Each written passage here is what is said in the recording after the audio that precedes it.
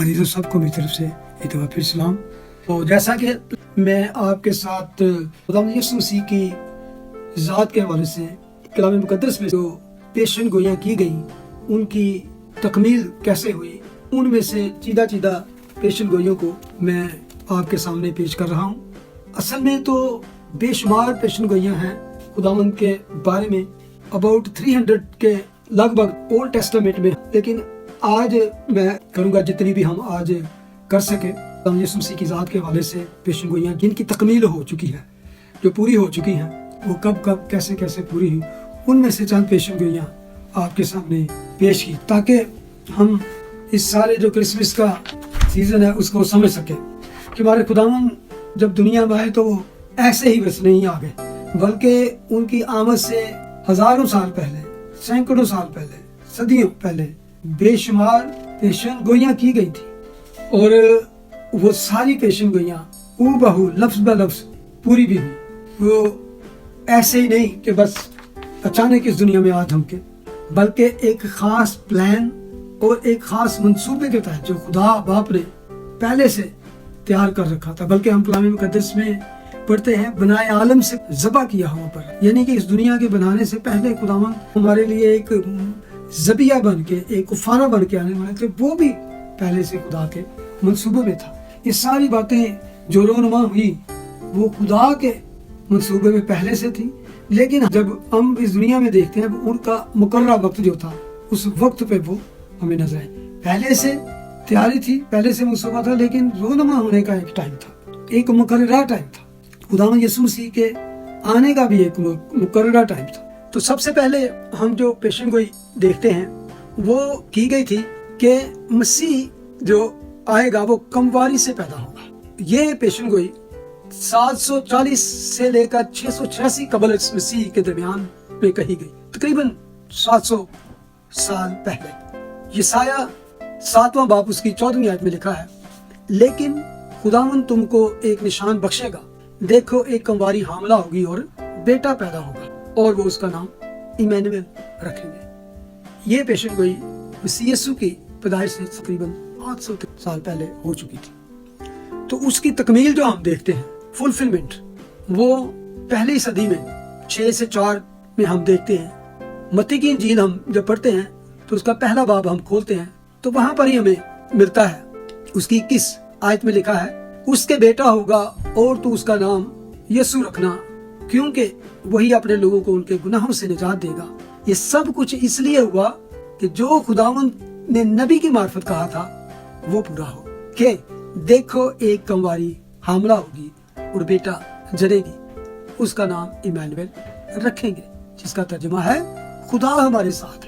اس میں ہمیں صرف یہ بات نہیں ملتی کہ وہ کمواری سے پیدا ہوگا، بے شک یہ بہت بڑا نشان تھا، بہت بڑا معجزہ تھا، یہ دنیا کی ہسٹری میں ایسا کبھی نہیں ہوا جو اس وقت ہوا، لیکن اس کے ساتھ ساتھ جو بات کہی گئی ہے کہ اس کا نام ایمانویل رکھیں گے، اور اس نام کا مطلب جو ہے ہمیں تکمیل میں جا کے پتہ چلتا ہے، ترجمہ جو ہے خدا ہمارے ساتھ، خدا ہمارے ساتھ ہے۔ تو یہ بھی اصل میں پیشن گوئی ہے، لیکن خدا کا یہ ہارٹ ہے، دس از دا ہارٹ آف گاڈ، کہ خداوند شروع سے چاہتا تھا کہ وہ ہمارے درمیان، اپنے لوگوں کے درمیان میں سکونت اختیار کرے۔ اس کا یہ دلی خواہش ہے خداوند کی کہ وہ اپنے لوگوں کے درمیان سکونت اختیار کرے۔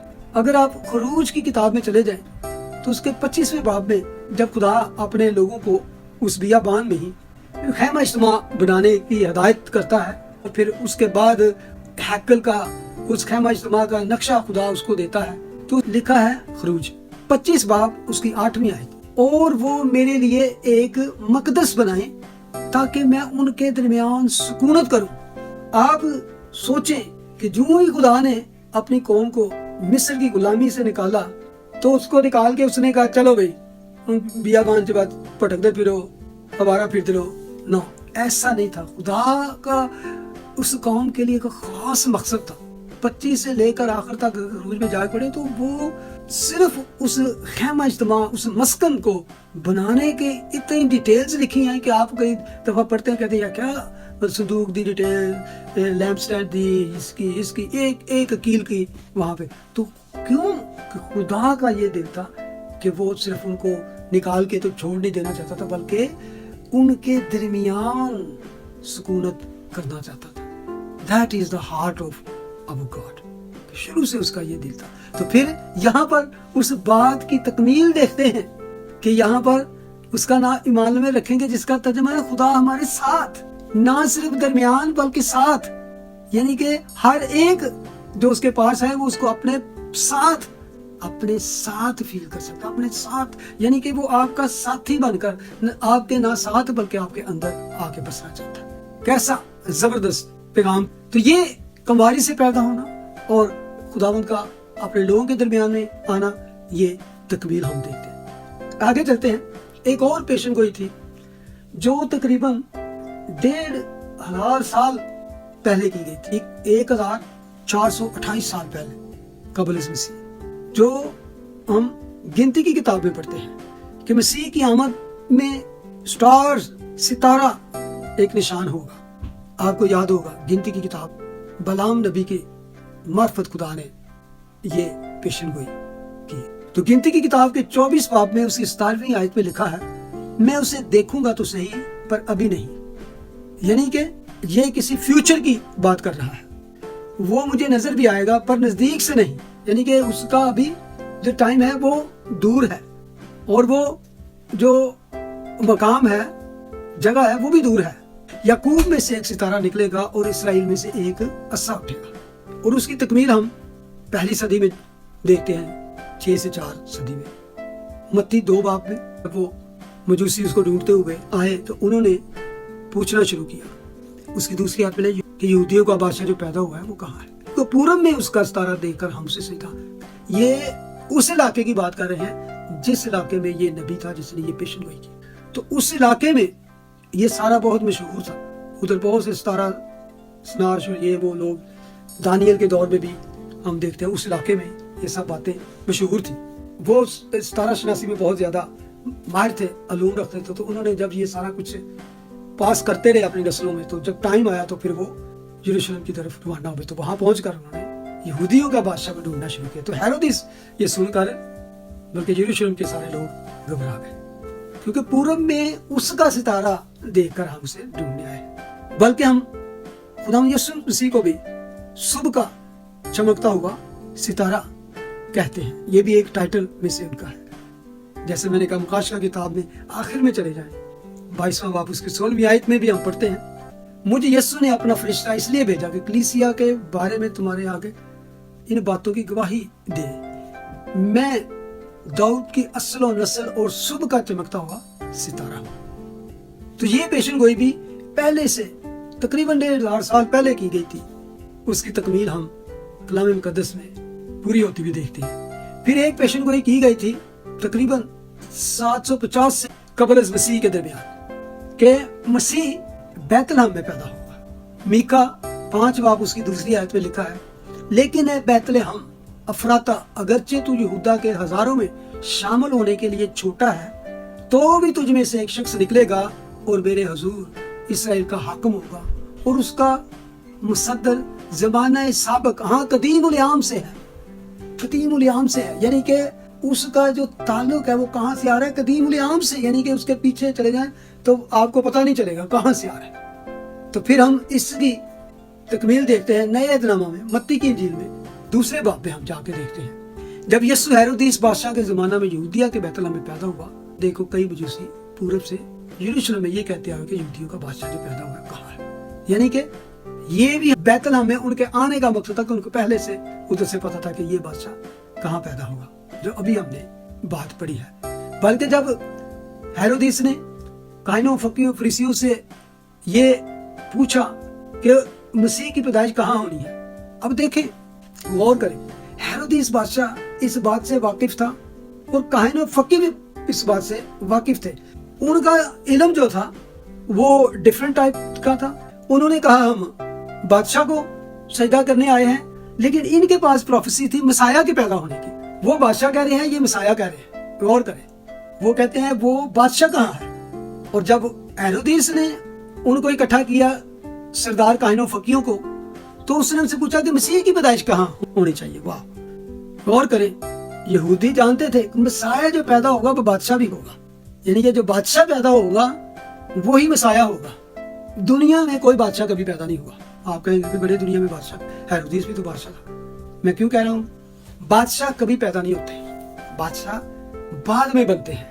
جب پیدا ہوتے ہیں، بادشاہ کے گھر میں بھی کوئی آنے والا بادشاہ پیدا ہوتا ہے تو پہلے وہ پرنس ہوتا ہے، پہلے وہ شہزادہ کہلاتا ہے۔ پیدا ہوتے ہی کوئی بادشاہ نہیں کہلاتا، پیدا ہوتے کبھی کوئی بادشاہ نہیں کہلاتا، کیونکہ کسی کو کوئی خبر نہیں ہوتی۔ ہاں توقع ہوتی ہے، آرزو ہوتی ہے بادشاہوں کو کہ میرا بیٹا پیدا ہوگا تو وہ بعد میں تخت پر، یعنی کہ بہت سارے لوگ تخت تک نہیں پہنچتے، بہت سارے بھائیوں میں آپس میں تفرقے پیدا ہوتے ہیں تو ایک دوسرے کو قتل و غارت کر دیتے ہیں۔ بائبل کی ہسٹری اس طرح کی بڑی بڑی ہے، سلاطین کی کتابیں جا کے ہم پڑھتے ہیں، تواریخ میں۔ لیکن یہاں پر جب مجوسی آتے ہیں تو وہ کہتے ہیں بادشاہ پیدا ہوا ہے، بادشاہ، the Messiah who is going to be king as well۔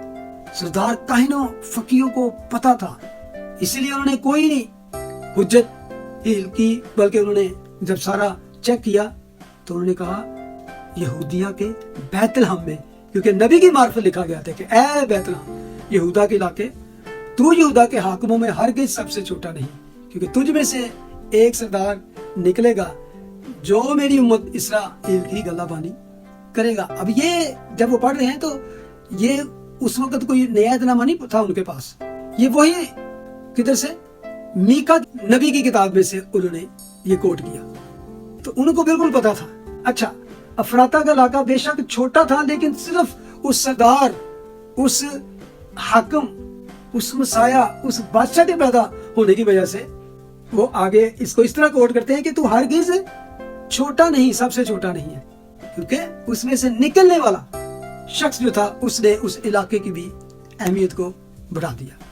تو یہ پیشن گوئی ہم کہاں نئے عہد نامے میں آ کے پڑھتے ہیں۔ پھر یوحنا کی انجیل میں ہم بڑی ایک دلچسپ بات پڑھتے ہیں، جب خداوند یسوع مسیح کے شاگرد اس کے پاس آنا شروع ہوتے ہیں تو فلپس نتنیل کے پاس جاتا ہے۔ پہلے ہی باب میں اس کی 45 میں ہم پڑھتے ہیں، فلپس نے نتنیل سے مل کر اس سے کہا جس کا ذکر موسیٰ نے توریت میں اور نبیوں نے کیا وہ ہم کو مل گیا ہے، وہ یوسف کا بیٹا یسوع ناصری ہے۔ نتنیل نے اس سے کہا کیا ناصرت سے کوئی اچھی چیز نکل سکتی ہے؟ یعنی کہ اس نے بھی ایسی ہی بات کی، ناصرت جو گلیل کے علاقہ تھا۔ تو فلپس نے کہا چل کر دیکھ لے۔ یسوع نے نتنیل کو اپنی طرف آتے دیکھ کر کے ہاتھ میں کہا، یہ فی الحقیقت اسرائیلی ہے، اس میں مکہ نہیں، یعنی کہ اس نے کہا کہ وہاں سے کون سی اچھی چیز نکلے گی، لیکن جب وہ آ کے یسوع کو دیکھتا ہے تو سمجھ آتا ہے کہ یہ اس وجہ سے اچھی چیز بن گئی یہ علاقہ، کہ یہاں سے یسوع آیا۔ اگر یوحنا 7واں باب اس میں چلے جائیں تو اس کی 42 آیت میں ہم پڑھتے ہیں، کیا مسیح گلیل سے آئے گا؟ کیا کتاب مقدس میں یہ نہیں آیا کہ مسیح داؤد کی نسل اور بیت لحم کے گاؤں سے آئے گا جہاں کا داؤد تھا؟ تو یہ باتیں بھی جب ہم نئے عہد نامے میں پڑھتے ہیں تو یہ باتیں پچھلی باتوں کو ہی کوٹ کر کر کے وہ ثابت کرتے ہیں کہ یس یہی مسیح ہے۔ یہ پرانے صحیفوں میں، پرانے عہد نامے میں یہ باتیں درج تھی۔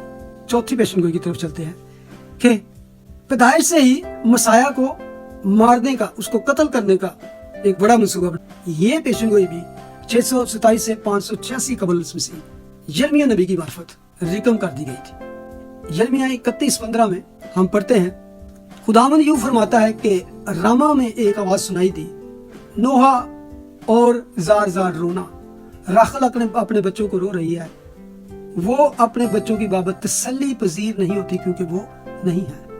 تو آپ کو یاد ہے یہ پیشن گوئی کی بھی تکمیل ہم متی کی انجیل میں جا کے پڑھتے ہیں، جب ہیرودیس نے مجوسیوں کو کہا کہ جاؤ اور اس کو دیکھ کر آؤ اور مجھے بتاؤ تاکہ میں بھی جا کر اس کو سجدہ کروں، جبکہ یہ سارا اس کا جھوٹا اور ایک مکاری کا پلان تھا، کیونکہ وہ اپنی بادشاہت نہیں چھوڑنا چاہتا تھا۔ تو اس لیے ہم دوسرے باب میں جا کے پڑھتے ہیں 16ویں آیت میں، جب ہیرودیس نے دیکھا کہ مجوسیوں نے میرے ساتھ ہنسی کی تو نہایت غصے ہوا اور آدمی بھیج کر بیت لحم اور اس کی سب سرحدوں کے اندر کے ان سب لڑکوں کو قتل کروا دیا جو 2 برس کے یا اس سے چھوٹے تھے، اس وقت کے حساب سے جو اس نے مجوسیوں سے تحقیق کی تھی۔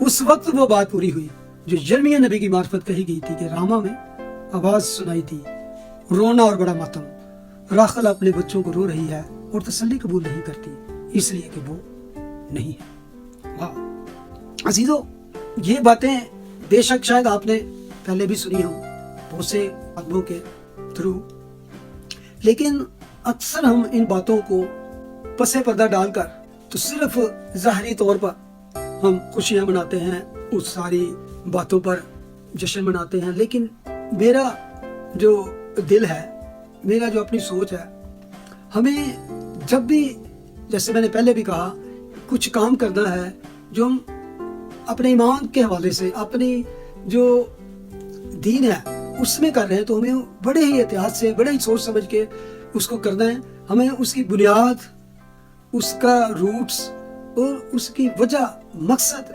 रीजन पता होना चाहिए। तो फिर हम जो भी हम इबादत मनाएंगे, जो भी खुशी मनाएंगे, जो भी ईद मनाएंगे, फीस्ट मनाएंगे, वो दुगनी होगी। तो इसलिए जैसे कि पतरस एक जगह पे कहता है कि मुझे तो तुम्हें बार बार लिखने में कोई दिक्कत नहीं, मैं इसलिए तुम्हें कहता हूँ कि तुम्हें मैं बार बार ये बातें याद दिलाता रहूं, क्योंकि हम इस दौर में रह रहे हैं कि जो हमारी लाइफ है वो बहुत ही बिजी लाइफ है, उनमें से टाइम निकालना बहुत जो है कम होता है। तो इसलिए जो भी टाइम मिलता है हमें उसमें इन बातों को याद दिलाना, क्योंकि लोग इतनी ज्यादा बिजी हैं कि इन बातों पर इतनी तवज्जो नहीं देते। इवन वो लोग भी जो संडे के संडे सिर्फ चर्च आते हैं, वो भी मुश्किल से वक्त निकाल पाते हैं ताकि हम अपना दीनी जो फरीजा पूरा करें, लेकिन उनको भी बहुत दफा ऐसी बातों की पता होगा बेशक, लेकिन हम भूल जाते हैं रोज बरोज की हसर बसर की इस बिजी लाइफ में। तो इसलिए मेरा ये आपको दोबारा याद दिलाना मेरा फर्ज बनता है। अगली तरफ चलते हैं। एक और पेशन गोई, 5वीं पेशन गोई कि मसाया को, मसीह को खुदा मिस्र से बुलाएगा। ये एक बात इस तरह कही गई थी कि अगर ये बात ना भी हो तो हमें कोई मतलब कि इसका फर्क नहीं पड़ता, लेकिन ये कई दफा ये छोटे छोटे जो नुक्ते होते हैं, छोटे छोटे टिप्स होते हैं, ये उस पेशन गोइयों को, उन सारी बातों को यानी कि कड़ी से कड़ी मिलाने पर उसको और ज्यादा मजबूत और उसको मुकम्मल कर देते हैं कि ये पेशन गोई में ये कड़ी भी किस तरह फिट होती है। हालांकि ये मिस्र में जो जाना आना ये बहुत आर्जी था, ना तो वहां खुदा पैदा हुए और ना ही वहां उन्होंने कोई खिदमत की, बल्कि ये एक बीच में ऐसी कड़ी थी कि जिसका ताल्लुक असल में पहले जो हेरोदिस ने बच्चा यीशु को मारने की कोशिश की उसमें थी, और दूसरी कि ये बात को भी पूरा होना था। खुदा जानता था कि हेरोदिस ये करेगा और यूसुफ और मरियम यीशु को लेकर मिस्र जाएंगे, तो उसी एक छोटे से कड़ी को मनाने के लिए ये पेशन गोई उसी नबी की मार्फत होसिया इसके 11वें बाब की पहली आयत में लिखा है, जब इसराइल अभी बच्चा ही था मैंने उससे मोहब्बत रखी और अपने बेटे को मिस्र से बुलाया। बेटे के हवाले से बात गौर करने की है। इसराइल को भी खुदा ने बेटा कहा, सुलेमान को भी बेटा कहा, लेकिन जब भी कलाम मुकद्दस में यीशु मसीह के साथ बेटे का ताल्लुक या बेटे का आप लफ्ज पढ़ते हैं तो उस पर गौर करें कि वो बेटा, और दूसरी जगह पे जो बेटे का लफ्ज इस्तेमाल किया गया है कौम के लिए या किसी दूसरे फर्द के लिए, उसमें फर्क क्या है, उसको भी पढ़े और इसको भी पढ़े। यूनिक बेटा है, जिस तरह यीशु को कहा गया है वो दूसरों को उस तरह नहीं कहा। यहाँ पर ही अगर देख लेना तो यहाँ दो बातें दूसरों से उसको मुनफरिद कर देती है, अलग कर देती है। जिससे मैंने मोहब्बत रखी और अपने बेटे को बाकियों को बेटा कहा, नहीं यहाँ पर मोहब्बत का और अपने बेटा जिससे मैंने मोहब्बत रखी और अपने बेटे को उससे बुलाया। बेटे से बाप का ताल्लुक जो है ये पहली दफा जब मोहब्बत का जिक्र आया, चले मैं एक आपके साथ शेयर कर ही लेता हूँ मोहब्बत का और बेटे का ताल्लुक। पैदाइश की किताब में आपको याद होगा जब खुदा इब्राहिम को हुक्म देता है कि इसहाक को कुर्बान करने के लिए, तो वहां लफ्जों पर गौर करें आप। जब खुदा उसको हुक्म ही देता है तो खुदा इब्राहिम कहता है, पैदाइश 22 बाब 2 आयत में लिखा है, तब उसने कहा, खुदा ने, ये इब्राहिम से हम कलाम है, तू अपने बेटे इसहाक को जो तेरा इकलौता है, इकलौता पे गौर, और जिसे तू प्यार करता है, साथ लेकर मोरिया के मुल्क में जा और वहां से पहाड़ों में से एक पहाड़ पर जो मैं तुझे बताऊंगा सुख्तनी कुर्बानी के तौर पर चढ़ा। अब गौर करें, تھوڑا سا ہی آپ اس پہ غور کریں گے اس بات پر تو آپ کو کبھی کبھی وہ کہتے ہیں کہ کچھ چیزیں ہوتی ہیں لائن کے درمیان پڑھنے کی ضرورت ہوتی ہے. خدا اس کو جو بتا رہا ہے جس یہاں پہلی دفعہ باپ اور بیٹے کے پیار کا لفظ آیا ہے, بائبل میں پہلی دفعہ پیار کا محبت کا جو ذکر آیا ہے وہ پہلی دفعہ پیدائش 22 باب اس کی دوسری ہے. اکلوتا بیٹا, حالانکہ آپ جانتے ہیں کہ اس سے پہلے اسماعیل اس کا بیٹا بڑا اس کے پاس ہے, اکلوتا بھی تھا پلوٹا بھی تھا, لیکن یہاں خداوند کہتا ہے کہ تیرا اکلوتا بیٹا اور پھر جس سے تو پیار کرتا ہے. آپ کو کچھ کان میں گھنٹیاں بجی جب خداوند بپتسمہ پا کر اوپر نکلے تو لکھا آسمان کھل گیا اور آسمان سے آوازیں یہ میرا پیارا بیٹا ہے جس سے میں خوش ہوں. تو یہ جب باتیں کی جاتی ہیں تو اس کو ہمیں اس طرح سمجھنے کی ضرورت ہے کہ اس نے اپنے بیٹے کو مصر سے بلایا. تو اس کی تکمیل میں ہم پڑھتے ہیں متی 2 باب 13ویں آیت میں جب یہ مجوسی روانہ ہو جاتے ہیں تو لکھا ہے جب وہ روانہ ہو گئے تو خداوند کے فرشتہ نے یوسف کو خواب میں دکھائی دے کر کہا اٹھ بچے اور اس کی ماں کو ساتھ لے کر مصر کو بھاگ جا اور جب تک میں تجھ سے نہ کہوں وہی رہنا, کیونکہ ہیرودیس اس بچے کو ہلاک کرنے کو ہے تاکہ اسے ہلاک کرے. پس وہ اٹھا اور رات کے وقت بچے اور اس کی ماں کو ساتھ لے کر مصر کو روانہ ہو گیا اور ہیرودیس کے مرنے تک وہی رہا تاکہ جو خداوند نے نبی کی معرفت کہا تھا وہ پورا ہو کہ مصر میں سے میں نے اپنے بیٹے کو بلایا. یہ تقریباً 2-4 سال کے دوران ہی وہ واپس بھی آ گئے. تو یہ پیشن گوئی کو پورا ہونا ضروری تھا. آگے ایک اور پیشن گوئی ہم دیکھتے ہیں کہ مسیح داؤد کی نسل میں سے ہوگا. یہ پیشن گوئی بھی 630 سے 540 قبل از مسیح کے دوران کہی گئی. دوسرا سیموئیل 7واں باب اگر پڑھیں تو اس کی 12ویں آیت میں لکھا ہے اور جب تیرے دن پورے ہو جائیں گے اور تو اپنے باپ دادا کے ساتھ سو جائے گا تو میں تیرے بعد تیری نسل کو جو تیرے سلب سے ہوگی کھڑا کر کے اس کی سلطنت کو قائم کروں گا. وہی میرے نام کا ایک گھر بنائے گا اور میں اس کی سلطنت کا تخت ہمیشہ کے لیے قائم کروں گا اور میں اس کا باپ ہوں گا اور وہ میرا بیٹا ہوگا. اگر وہ خطا کرے تو میں اسے آدمیوں کی لاٹھی اور بنی آدم کے تازیانوں سے تنبیہ کروں گا, پر میری رحمت اس سے جدا نہ ہوگی جیسے میں نے اسے ساؤل سے جدا کیا جسے میں نے تیرے آگے سے دفع کیا. 16ویں آیت تیرا گھر اور تیری سلطنت سدا بڑی رہے گی, تیرا تخت ہمیشہ کے لیے قائم کیا جائے گا, ہمیشہ کے لیے. اور آپ جانتے ہیں کہ داؤد کا تخت ہمیشہ کے لیے قائم نہیں, وہ یسوع کے وسیلے سے ہی قائم ہوگا. یعنی کہ خدا داؤد کو یہ بات کہہ رہا ہے لیکن اس کے لیے ہمیشہ تک قائم رہنے والی سلطنت جو ہے وہ کون؟ مسیح یسوع کے وسیلے سے. بلکہ یسایہ بھی اسی بات کو کوٹ کرتا ہے اور یسی کے تنے سے قوم پر نکلے گی اور اس کی جڑوں سے ایک بار بار شاخ پیدا ہوگی. بلکہ یرمیہ نبی کی معرفت بھی یہ بات کہی گئی تھی. 23 باب میں لکھا ہے دیکھ وہ دن آتے ہیں خداوند فرماتا ہے کہ میں داؤد کے لیے ایک صادق شاخ پیدا کروں. صادق شاخ اس کی کوئی بھی پیدا نہیں ہے اور اس کی بادشاہی ملک میں اقبال مندی اور عدالت اور صداقت کے ساتھ ہوگی. واہ, اس کی بادشاہی ملک میں اقبال مندی عدالت اور صداقت کے ساتھ ہوگی. یہ صرف یسوع کو اس کی نسل سے ہونے کی وجہ سے انسان ہوتے ہوئے ایز اے بشر ہوتے ہوئے یہ باتیں کہی گئی تھی. اس کے ایام میں یہودا نجات پائے گا اور اسرائیل سلامتی سے سکونت کرے گا اور اس کا نام یہ رکھا جائے گا خداوند ہماری صداقت ہے. تو اس کی تکمیل کو ہم دیکھتے ہیں اگر متی کی انجیل میں جب نسب نامے کو ہم پڑھتے ہیں تو وہاں پہ کیا لکھا ہے, تو اس کا سٹارٹ ہی یسوع مسیح ابن داؤد ابن ابراہیم کا نسب نامہ. تو پھر ہم ساری نسلوں کو ہم پڑھتے ہیں, یہاں پر وہ ساری پشتوں کا ذکر ہے جو مسیح یسوع تک پہنچتی ہے.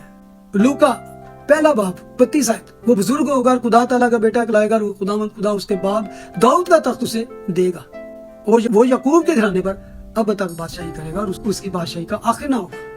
متی کی انجیل میں 15ویں باب میں چلتے ہیں 22ویں آیت میں لکھا ہے اور دیکھو ایک کنانی عورت ان سرحدوں سے نکلی اور بخار کر کہنے لگی کہ اے خداوند ابن داؤد مجھ پر رحم کر, اے خداوند ابن داؤد مجھ پر رحم کر. یعنی کہ اس عورت کے ذریعے سے بھی اس چیز کو ریکگنائز کیا جاتا ہے ابن داؤد.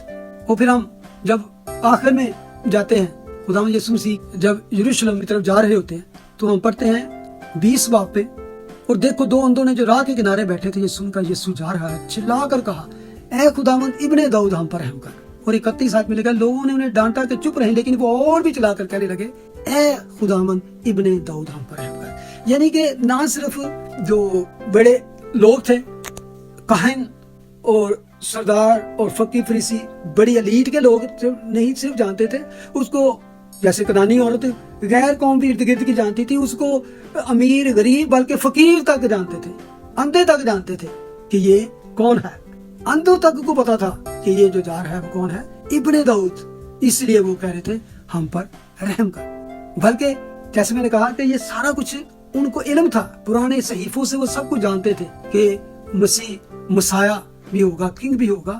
اور اس سے بات سے نہ صرف ہیرودس پریشان تھا، فقی فریسی بھی جیلس سے ایک طرح سے اس کے، نہ صرف وہ اس کے ٹائٹل سے، اس کے کاموں سے، لیکن ان کو صرف یہ تھی کہ یہ ہمارے ساتھ نہیں ہے، یہ صرف عام غریب غربا کے ساتھ اور ایسے لوگوں کے ساتھ جس سے وہ بات بھی کرنا پسند نہیں کرتے. اس لیے جب ہم 21 باب میں جاتے ہیں تو ہم پڑھتے ہیں وہاں پر کہ لیکن جب سردار کاہنوں فقیوں نے ان عجیب کاموں کو جو اس نے کیے اور لڑکوں کو ہیکل میں ابن داؤد کو ہوشنا پکارتے دیکھا تو خفا کر اسے کہنے لگے، یعنی کہ وہ ساری جو ہوشنا اور حمد و ستائش اس کو دے رہے تھے تو اس بات سے بھی وہ پریشان تھے.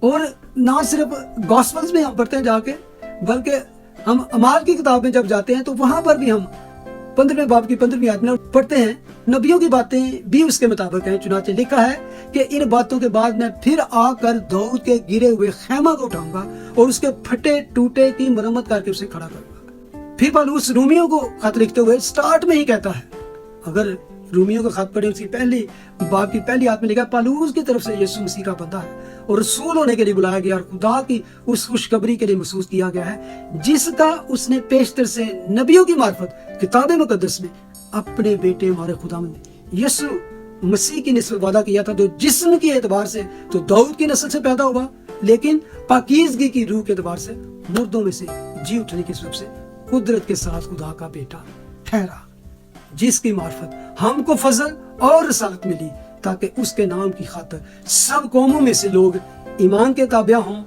جن میں سے تم بھی یسوع مسیح کے ہونے کے لیے بلائے گئے ہو. آمین. عزیزو، آج میں اس کو یہاں پر ہی اینڈ کرتا ہوں. خدا نے چاہا تو چند اور پیشن گوئیاں ہیں جو میں خاص اصل میں آپ کے ساتھ شیئر کر رہا ہوں، جن کا تعلق خدا یسوع کی پیدائش، ان کی زندگی، معجزات اور اس کی ساری تعلیمات سے تعلق ہے. تو خداوند آپ کو، سننے والوں کو اس کلام کے وسیلے سے برکت دے اور آنے والے خوشی کے دن آپ بے حد جوش و خروش سے خوشی منائیں اور خداوند مسرور رہیں. آمین. God bless.